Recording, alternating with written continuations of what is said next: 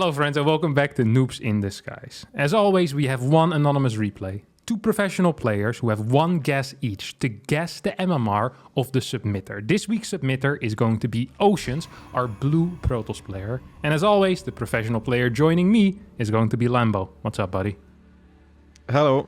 Fantastic intro as always. And yeah, just looking forward to the game. Yeah, me too.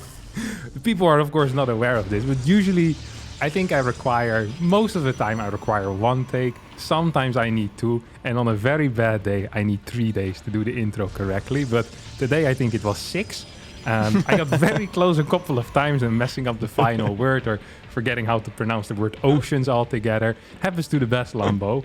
What also happens to the best, though, is that we have a fairly high-level game here, I think, just judging by the way things are, opening up. But neither player is opening with a 1-gate here, despite this being probably the best 1-gate expansion map in Protoss versus Protoss.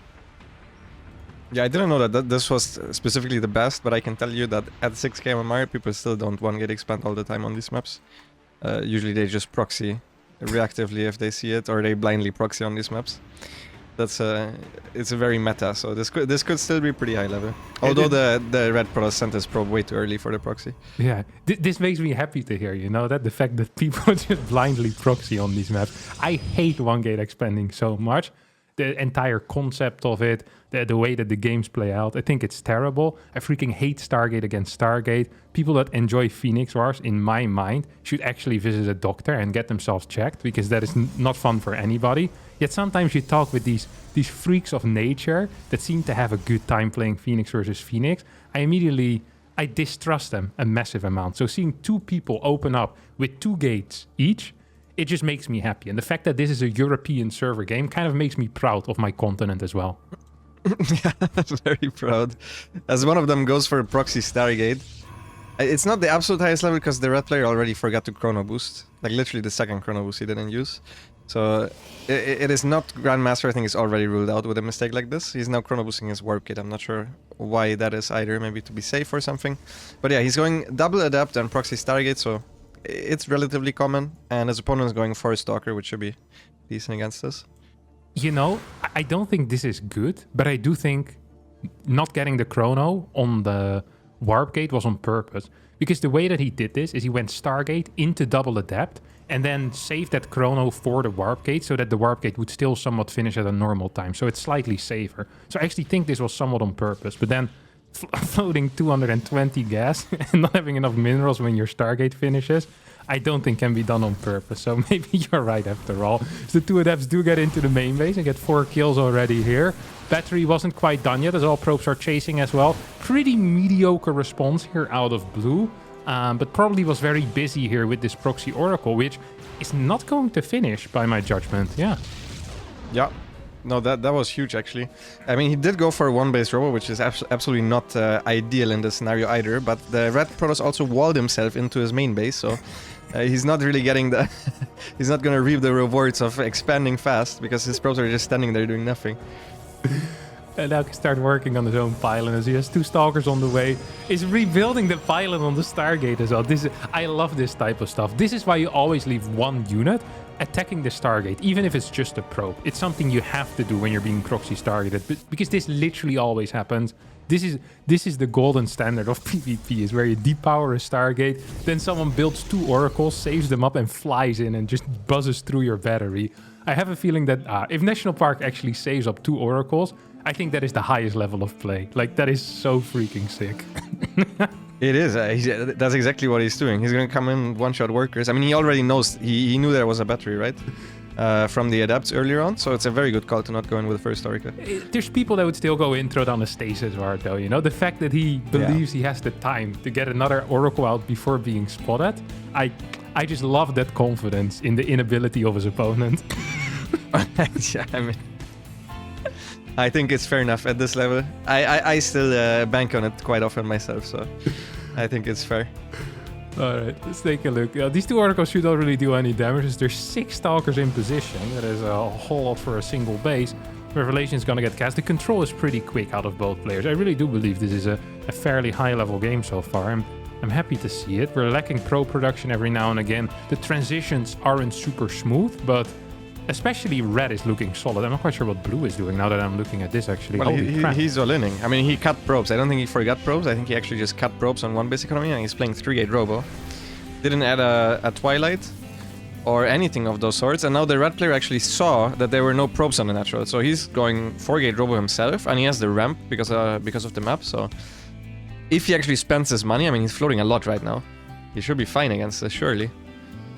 Yeah, he could throw down 5 batteries at this point. The only thing you need to be careful of is sometimes they elevator into your main base and then you're stuck down there with a bunch of batteries, crappy SimCity, and you can't run up. There's no blink, and there's no prism either, which could actually be annoying. There's a massive supply block at all. Look at this. This is awful stuff. For a while already. That Immortal was started like 20 seconds ago, maybe a little bit more. And yeah, it should have been finished now, by all means, especially with a Chrono Boost, and he has a lot of energy saved up on the Nexus. He has to pull probes now immediately, I think. This is not enough units. Oceans realizes the battery is exposed. He focus fires down the battery quite nicely. Good Prism micro as well. And National Park with a decent response with pulling all of the probes. I think that one was necessary, but maybe waiting for the Immortal would be the correct play at this point. Ooh. Big snipe there, as the Immortal should be waddling down pretty soon. Yep, Stalkers are being targeted down one by one as the Prism of Oceans has died. I feel like at this point, it is a pretty decently sized possibility that this is going to get cleaned up eventually, with both players having 22, 23 workers, and that should be about it. And then we just go into a macro game from here. Yeah, then we're actually just in a macro game. National Park also lost one of his oracles, so he's not too far ahead. I would say if he has 2 oracles left. Oh my god, he's going back in again for the snipe on the Immortal. And National Park didn't warp in yet. Not quite sure why, because he has the money. He also does have the gateways. So now he's warping in on the high ground with 4 Stalkers. To surprise Oceans, who's trying to run up. He's like, okay, never mind, goes back with some losses. In the main base, the Oracle is fighting. He took out the battery. He right-clicked a battery and got it, which is the correct call, because there was enough energy for a super battery, but I've just never seen this before in my life. Someone right-clicking a battery with a single Oracle. It's so funny, because you said, oh, he goes back in, and I was like, ah, yeah, he goes back in with the Oracle, and he said, to snipe the Immortal, and I have to zoom back quickly, so we completely missed the Immortal dying. And no clue what was happening. I was looking at the Oracle moving over, I'm like, ah, it goes in, yeah, there we go, Lambo. It's been absolutely terrible so far. You know what actually would be the highest tier gameplay right now out of National Park? If he builds 2 more Oracles and then saves them up. If he goes for this move, I will find this guy and I'll send him like a chair or something. Or a trophy, just something special, you know? To remember this game. It's such a sick move. It's going to be Forced Twilight instead. I think that is better, but double Oracle would have been significantly cooler in my mind. Is that the 3rd or the 2nd ops that gets sent across map? Okay, that's the 2nd ops here out of Oceans. The first one died. I always love this type of optimism where you lose the first one flying it in. And then the second one, you do the same thing again. Because I can already smell that this one's gonna die straight into the same position as well.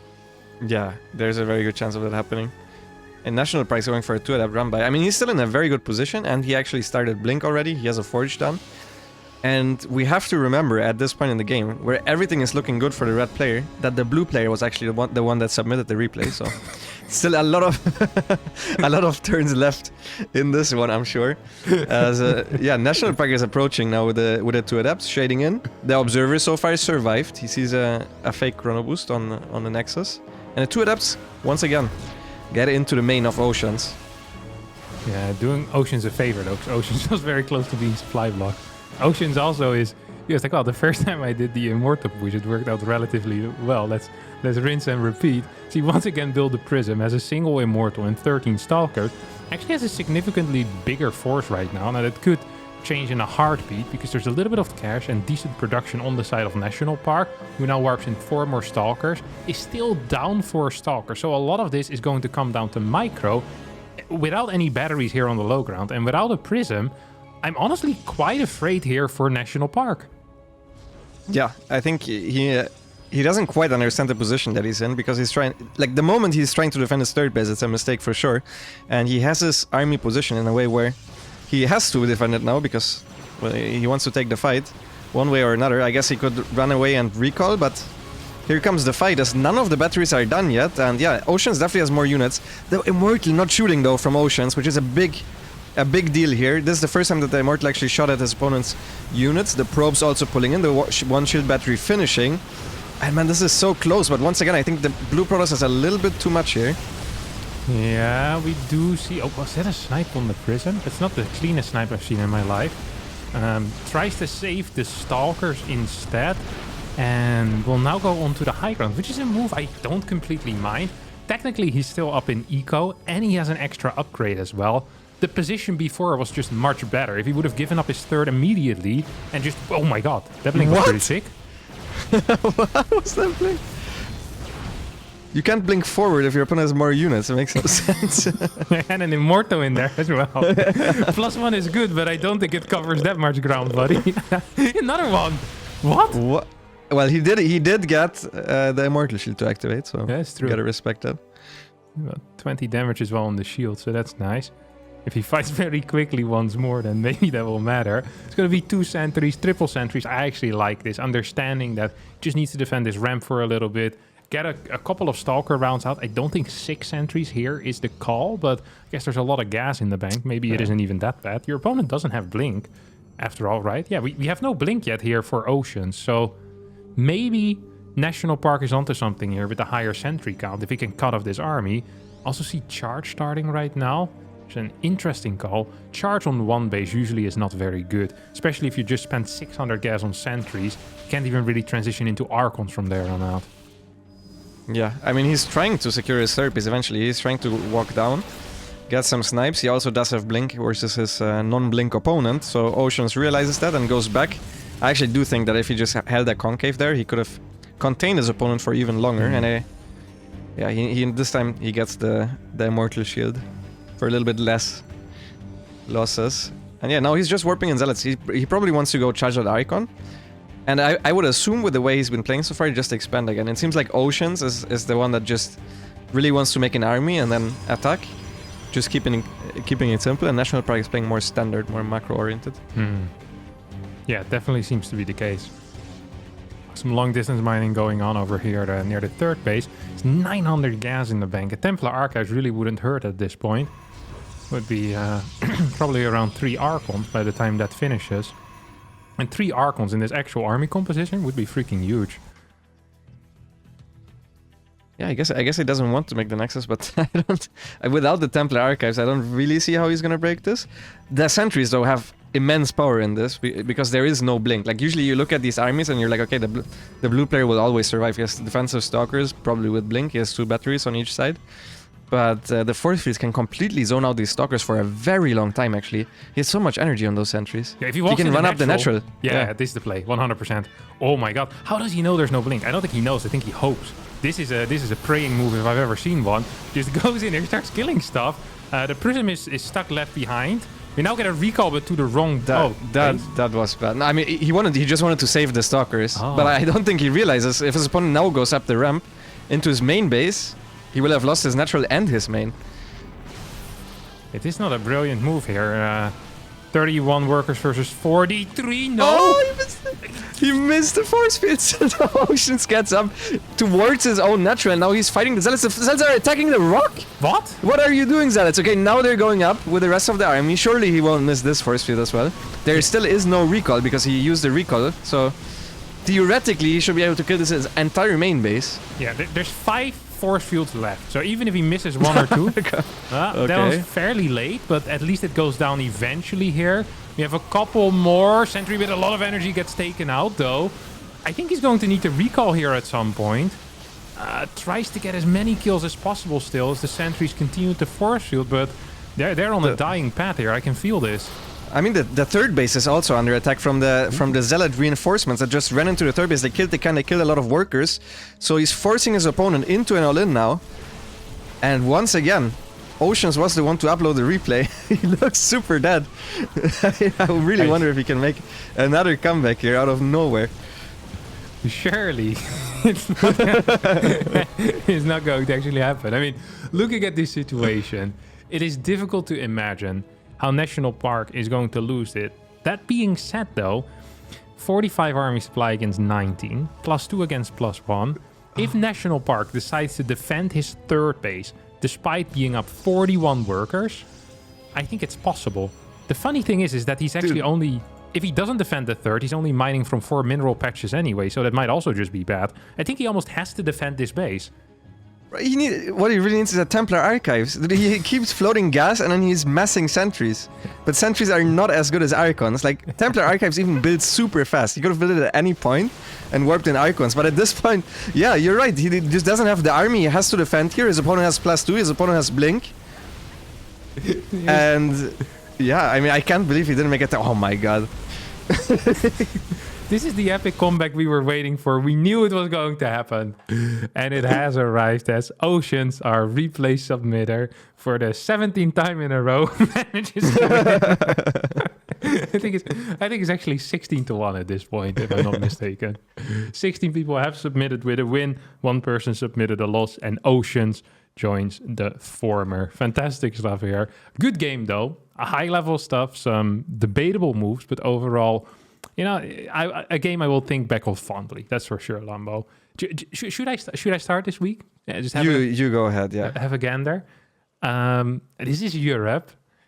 I have a feeling that this is somewhere in Masters.